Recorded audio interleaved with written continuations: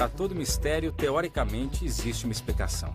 Todo objeto veio um dia de algum lugar, pertenceu a alguém. Nossa missão como detetives da história é chegar nas versões reais.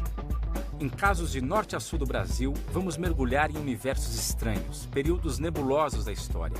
E não sairemos de mãos vazias. Renata Imbriani, detetive da história, está prestes a entrar num caso de controvérsias globais, a autoria do rádio. Será que um brasileiro poderia estar envolvido nas primeiras experiências de radiotransmissão?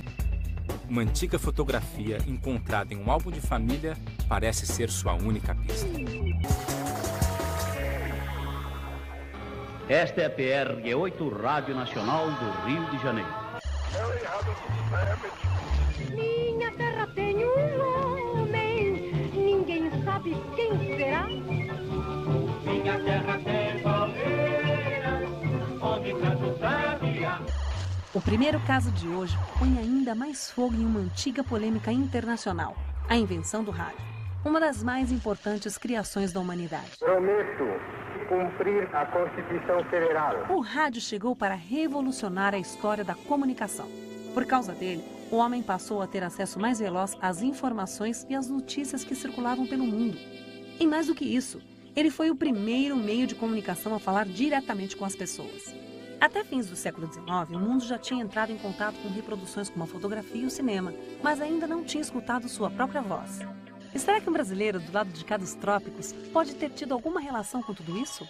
Segundo Roberto, a verdadeira autoria do rádio pode ser de seu tio-avô, que parece ter sido um influente pesquisador na virada do século XIX para o século XX. Até onde eu sei, uma antiga fotografia encontrada em um álbum de família é quase tudo o que resta de seus arquivos pessoais. Eu sou Renata Imbriani, estou indo na casa do Roberto agora para saber sobre esse caso.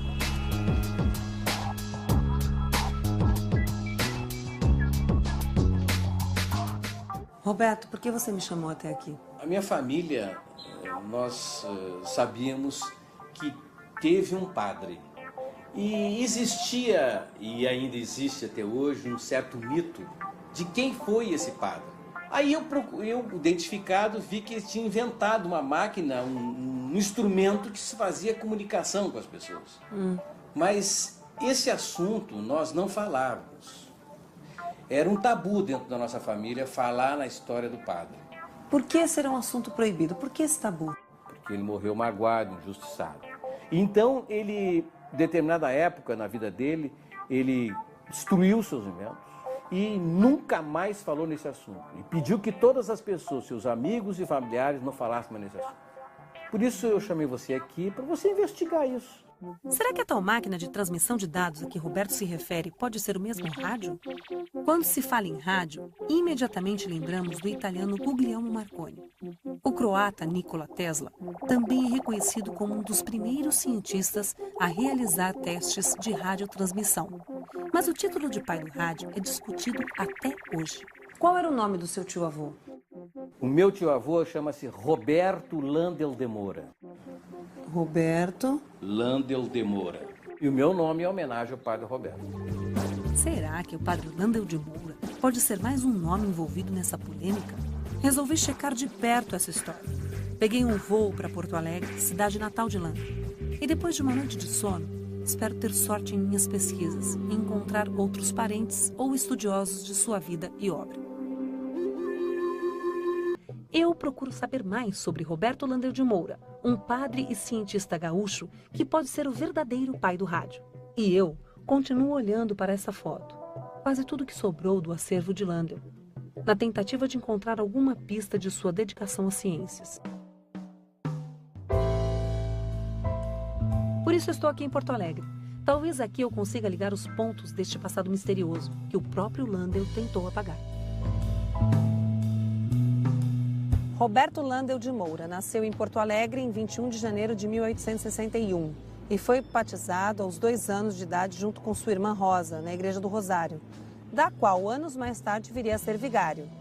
Concluiu o curso de Humanidades no Colégio de Jesuítas Nossa Senhora da Conceição, de São Leopoldo, Rio Grande do Sul, e depois foi para o Rio de Janeiro. E por volta de 1893, já se dedicava às pesquisas sobre a transmissão sem fio. E aqui tem uma citação muito interessante dele. Dai-me um movimento vibratório tão extenso quanto a distância que nos separa desses outros mundos que rolam sobre nossa cabeça, e eu farei chegar minha voz até lá. Ciência em tom de profecia, mas ainda estou confusa. Preciso achar provas de sua dedicação à ciência. Achei uma patente. 1896. Guglielmo Marconi. Experimentos em transmissão de impulsos e sinais elétricos sem fio. Nada do Landel de Moura. Mas achei uma informação importante. Ivan Dornelles, um estudioso da obra do padre cientista, vive aqui em Porto Alegre e tem uma réplica de um de seus aparelhos. Como será que ele explica a falta de referências a Landel de Moura neste capítulo importante da história da humanidade? Em sua opinião, quem será o verdadeiro pai do rádio? Eu não digo que exista um pai do rádio, porque o rádio não foi descoberto por uma pessoa. Cada um cientista agregou algum aperfeiçoamento àquela descoberta. O Guglielmo Marconi, a princípio, ele não se preocupou com a fonia, com a transmissão da voz. Ele só se preocupava em transmitir sinais. O padre Landel também fazia esse trabalho aqui no Brasil. Ele construiu 3 equipamentos, construiu um telefone sem fio e um telégrafo sem fio. Ali nós temos uma réplica do primeiro transmissor de ondas do padre Landel de Moura. Ivan me mostra a réplica de um transmissor que o padre Landel usava por volta de 1893. Com esse aparelho, ele fazia exibições públicas de transmissão de sinais telegráficos e de fonia. Teste de sinal enviando. Teste de sinal enviando. Sampaio Capital. Aqui é a cópia do jornal da época. Telegrafia sem fio foi inventada pelo padre Landel de Moura. Isto é um jornal de 1933. E ele finalmente me revela que o padre Landel de Moura foi o primeiro cientista brasileiro com patentes internacionais. Padre e cientista, ou melhor, jesuíta. Os padres jesuítas desejavam levar a fé a todos os campos do saber. Isso fez com que eles se dedicassem às ciências e às artes, principalmente matemática e física. Eles estabeleceram um forte elo entre fé e ciência. E Roberto Landel de Moura foi um deles. Mas será que seus experimentos, suas habilidades científicas são reconhecidas pela Ordem dos Jesuítas do Brasil? Será que por lá existem pistas de suas invenções, de sua dedicação à transmissão radiofônica? Espero que o padre Pedro Guimarães Ferreira, aqui na Pontífice Universidade Católica, me revele um pouco mais sobre a fama de Landel de Moura. O senhor tem como me explicar qual é a formação teológica do Landel de Moura? O padre Landel de Moura estudou teologia em Roma, na Universidade Gregoriana, que aliás é dirigida e confiada aos jesuítas, que era, eu acho que, o melhor curso de teologia do mundo na época. Então, essa é a indicação que eu tenho. E era rigoroso, extremamente rigoroso, sistema de internato, estudo de tempo integral. Eu estou seguro de que ele tinha uma formação teológica muito boa. Ok, a formação teológica é ponto pacífico. Mas e quanto à formação científica? Onde ele pode ter aprofundado seus estudos? Estudou engenharia civil, né? Só havia engenharia civil naquela época. Engenharia mecânica, elétrica, não havia nada disso. E não estudou nada de eletromagnetismo. Então, isso é indiscutível. Lá em Roma, quando ele estudou, passou 8 ou 9 anos também, não estudou. Agora, ele acertava. Como acertava? Mistério. Para mim, isso é um mistério. Como é que o padre Landel de Moura conseguiu, a partir daquilo que ele dizia, que ele não entendia absolutamente nada da ciência correspondente, nada. Totalmente errada a explicação que ele dava. E ele acertou. É uma intuição. Só que é uma intuição errada. Ele acertou pelas razões erradas. Então, a ciência, às vezes, tem essas coisas, que você descobre coisas que você não consegue explicar direito. O padre Pedro me disse também que, ao longo da história, fé e ciência conseguiram caminhar juntas, uma respeitando os limites da outra. Engraçado. Minha impressão era justamente o contrário. Achei que o conflito entre elas fosse evidente. Ao longo da história, né, sempre houve padres cientistas, né? O sistema copernicano, né? O sistema que é heliocêntrico, isso foi descoberto de um padre. Ele falou, ciência e fé são 2 departamentos, digamos assim, que podem se integrar muito bem, mas é preciso que cada um respeite os limites do seu próprio departamento, dizendo assim, né? Lander de Moura foi um incompreendido? Não sei bem por que razões. O fato é que ele foi rejeitado, simplesmente. Eles acharam que aquelas coisas dele eram farsa, eram charlatanice ou bruxaria. Mas se Lander não teve uma formação científica que servisse como base para experimentos complexos como o rádio, será que ele acertou mesmo por acaso? A versão de que seria um feiticeiro é atraente para a época, mas é fantasiosa para os dias de hoje. De qualquer maneira, sua intuição parece mesmo extraordinária. O que mais me intriga é a possibilidade de um brasileiro, distante dos principais polos internacionais de pesquisa, ter realizado os primeiros experimentos de radiotransmissão. Será que nessa época o Brasil tinha tecnologia suficiente para desenvolver pesquisas científicas complexas como o rádio? Parece que o mito começa a virar fato comprovado historicamente. Uma foto desgastada pelo tempo esconde o passado de um padre jesuíta, acusado de bruxaria por conta de experimentos científicos. Até aqui, isso é quase tudo que eu sei sobre Lander de Moura. Como jesuíta, ele teria passado por uma formação científica sim, mas segundo o padre Pedro, seus experimentos eram muito mais baseados na intuição. Bom, se ele acertou por acaso ou não, o fato é que estava no Brasil. Mas será que o Brasil tinha alguma tradição na área de pesquisa científica no final do século XIX? Para saber disso, estou indo até o Museu Imperial em Petrópolis, para conversar com Antônio Videira, especialista em história do Brasil nesta época. Antônio começa me dizendo que Lander de Moura foi mais um entre os brasileiros influenciados pelo interesse que Dom Pedro II tinha pelo campo das ciências. A gente tem aqui uma sala que representa o gabinete onde o Pedro II trabalhava, né? Ele era um homem muito interessado em ciências, ele fazia observações, né, científicas. Era um homem que sempre gostou muito de estudar, de ler desde a sua infância, né? No gabinete de trabalho que pertenceu ao imperador, Antônio me fala da ligação de Dom Pedro II com grandes cientistas da época. A preferência do imperador era pela astronomia. E ele participava de observações astronômicas, né? Para eclipses, por exemplo. Aqui a gente tem a anotação de eclipse de 1862, ocorrido no dia 12 de junho. Ele me conta que o imperador esteve na Exposição Universal de 1876, na Filadélfia, Estados Unidos. Nessa ocasião, Alexander Graham Bell demonstrava sua nova invenção, o telefone. Provavelmente Pedro II foi o primeiro brasileiro a usar um telefone. Na ocasião, ele citou um clássico de William Shakespeare em Hamlet, Ser ou Não Ser, e depois exclamou, essa coisa fala. Professor, como se davam as pesquisas científicas nos últimos anos do Império? Há um ambiente muito favorável à ciência no Brasil. Foi um período muito interessante, foi um período muito rico. Então, por exemplo, no campo da astronomia, foi a época mais gloriosa da astronomia no Brasil, até muito recentemente, até 30, 35 anos atrás. O grande período foi a década de 1880. O Pedro II, ele sempre teve uma noção muito importante do que a ciência representava, do que a ciência começava a representar. Na medida em que a ciência já era um elemento essencial para o desenvolvimento dos países, e ele apoiou muito a ciência, isso certamente. Então o Brasil, mesmo distante dos grandes centros, poderia estar sintonizado com as pesquisas científicas desenvolvidas lá fora? Sintonizado no sentido de saber o que se passava, certamente. Isso, o Brasil sempre recebeu cientistas, revistas, expedições, quer dizer, os brasileiros, as instituições brasileiras sempre procuraram se manter atualizados. Será que Lander e Dom Pedro II conheceram-se pessoalmente? Será que Lander teve a oportunidade de mostrar seus estudos ao imperador? Então, se sabe sim, ele quando volta da Itália, em 1886, que é nos últimos anos do Império, ele passa um tempo no Rio de Janeiro, antes de, digamos, ingressar plenamente na sua carreira enquanto padre, né? E eles teriam se encontrado e Lander de Moura teria conversado com o imperador sobre justamente essas tentativas de transmissão da voz à distância ou através de fios.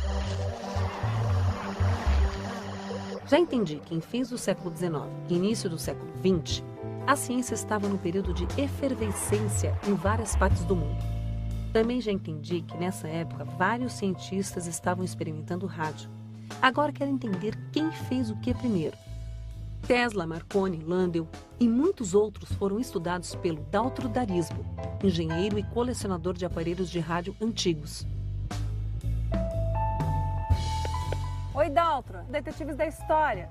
Por isso estou de volta a Porto Alegre, para conhecer o Museu do Rádio, onde Daltro restaura relíquias que ajudam a contar a história da evolução do rádio no Brasil e no mundo. Como é que você explica a iniciativa do homem para começar essas pesquisas sobre radiotransmissão? Veja que o século XIX praticamente foi consumido, metade dele, para a domesticação e transmissão da eletricidade. Em 1863, James Maxwell fez a teoria, provou no quadro negro que as ondas eletromagnéticas existem. 24 anos depois, um alemão chamado Hertz, em laboratório, pegou as teorias do Maxwell e provou em laboratório com equipamentos, fisicamente, materialmente. E no final do século, Marconi, Tesla e muitos outros no mundo pegaram esses estudos e queriam chegar às transmissões, a um uso efetivo que realmente foi feito. Maxwell descobriu, deduziu as fórmulas e Hertz provou em laboratório. A partir disso, a briga estava começada. 720 por hora, Rádio Guaíba, Porto Alegre, Brasil. Ele me diz que 103 MHz, o número do dial que sintoniza a minha rádio preferida, é a medida da frequência da onda transportadora que leva o áudio até o meu aparelho de rádio. Esse rádio, esse equipamento de rádio, ele tira fora esta onda transportadora. Na sequência, ele mostra uma das relíquias do seu acervo. Este é um monovalvo, um rádio, um principiante rádio, com uma válvula só. E esse aqui? Este aqui é um rádio feito por Marconi. Marconi foi uma das pessoas que começou com as pesquisas de rádio. E as empresas dele foram nos Estados Unidos e na Inglaterra. Mas praticamente todos os rádios que ele construiu foram das suas empresas na Inglaterra. Marconi ficou conhecido como um usurpador das invenções de Tesla. Mas algumas fontes afirmam que eles foram amigos íntimos. E mais, Marconi foi aluno de Tesla. O fato é que, até hoje, se atribui aos dois cientistas a invenção do rádio. As informações sobre a data da primeira radiotransmissão também são muito confusas. Parece que Marconi fez a primeira radiotransmissão em 1899, na Inglaterra, mas plagiando estudos apresentados em 1897 por Tesla. De qualquer maneira, a patente do rádio foi para Marconi e permaneceu com ele até Tesla conseguir contestá-la nos tribunais. A Suprema Corte Americana finalmente dá ganho de causa a Nikola Tesla, dizendo ser ele o preceptor do rádio. Eu tenho aqui em minhas mãos uma foto de Roberto Landel de Moura. Esse nome te lembra alguma coisa? Landel de Moura foi um dos maiores, se não o maior cientista brasileiro. Ele criou fundamentalmente equipamentos de transmissão e recepção de sinais. Desde os anos 1894 se tem os primeiros registros. Um ano antes do Marconi? Um ano antes de Marconi. Porém, muitos anos depois de Tesla. Por que as principais fontes de referência não citam Landel de Moura? Ele apenas não nasceu acima da linha do Equador. Infelizmente, é esta a verdade. Era um homem certo num lugar errado. Mesmo no Brasil, as invenções de Landel de Moura são pouco conhecidas. E muita gente sequer sabe da sua conexão com os primórdios da radiotransmissão. Ivan, Daltro, Antônio confirmam sua vocação para ciências, suas pesquisas, mas não consigo entender por que o nome de Landel sumiu da história. Até agora, tenho indícios fortes de que ele estava no caminho certo para uma grande invenção, mas não tenho provas. A tese de que Landel de Moura é o pai do rádio me parece muito confusa. Eu já pesquisei em livros de história da comunicação, da radiotransmissão, encontrei Hertz, Marconi, Tesla, mas nenhuma linha sobre Landel de Moura. Já sei que o padre Landel foi um cientista e que realizou experimentos importantes relacionados ao rádio. Apesar das negativas do padre Pedro, as versões de Ivan, Antônio e Daltro me parecem mais convincentes. Já vi recortes de jornais que anunciam seus experimentos e também a réplica de um transmissor seu, mas não tenho provas. Nesse momento, estou indo até o Instituto Geográfico do Rio Grande do Sul. Lá estariam as patentes de experimentos do Padre Landel. Ao menos é o que espero encontrar. Vou conversar com o professor Gervásio Neves, presidente do Instituto. Nós temos aqui as patentes. Aqui é uma das patentes. Essa aqui é da telefonia sem fio. Temos outra aqui, que é o telégrafo sem fio. E temos a outra, que é a patente necessária para o transmissor de ondas. Para mim, não restam dúvidas. As patentes provam o brilhantismo do Padre Landel. Mas e a patente da radiotransmissão? Não deveria também estar aqui? Renato, isso é uma documentação absolutamente original, a lápis. O texto em inglês, a tinta, enquanto ele se encontrava em Nova York para providenciar a patente definitiva. Ele ficou mais de 2 anos, mais de 3 anos em Nova York, montando o seu aparelho para poder testar o aparelho e obter a sua patente. Patente era o quê? Todos os processos e equipamentos usados. Tamanho de fio, material do fio, que processo usa para isso, que equipamento usa para isso, tudo isso definido claramente e com o seu protótipo. Feito isso, caberia ao inventor fazer a comercialização. Aí o padre realmente perde a sua oportunidade, e o Brasil também a sua oportunidade. De quê? De transformar isto num grande negócio. Gervásio finalmente desvenda todo o mistério. Ele me diz que Landel chegou atrasado, que tentou patentear sua invenção em Nova York, mas não conseguiu porque faltaram documentos necessários para o seu reconhecimento. Isso é uma preciosidade. Eu tenho certeza que o sobrinho neto do Landel de Moura vai ficar muito orgulhoso. E é um homem extraordinário, pessoal. É um homem extraordinário. Incrível. Não vejo a hora de revelar para o Roberto o tamanho da importância do seu tio-avô para o contexto científico mundial. Landel, de fato, chegou antes de Tesla e Marconi, mas não pôde patentear sua invenção a tempo. Na verdade, os experimentos foram bem simultâneos, todos de fim do século XIX. Só que a distância e a falta de alguns documentos serviram como entraves burocráticos que tiraram seu nome da história das ciências. Roberto, eu tenho boas novas para o senhor. O padre, que era tabu na sua família por todos esses anos, foi de fato pioneiro nas experiências com radiotransmissão. O seu nome é um orgulho para você. Eu agradeço muito o seu trabalho. Foi muito importante para a minha vida, para a minha família. Muito obrigado pelo seu trabalho investigativo. Roberto e sua família já podem se orgulhar de serem parentes de um homem visionário, à frente de seu tempo, um cientista, e não um feiticeiro, como muitos chegaram a afirmar. Quem diria que um padre jesuíta brasileiro poderia ter escrito seu nome para sempre na história da humanidade? Surpreendente. E se você também possui um objeto que pode ter valor histórico, ou conhece um caso mal explicado relacionado a algum evento da nossa história, então você pode ser um detetive da história. Acesse o site e conte pra gente o seu caso. Até a próxima!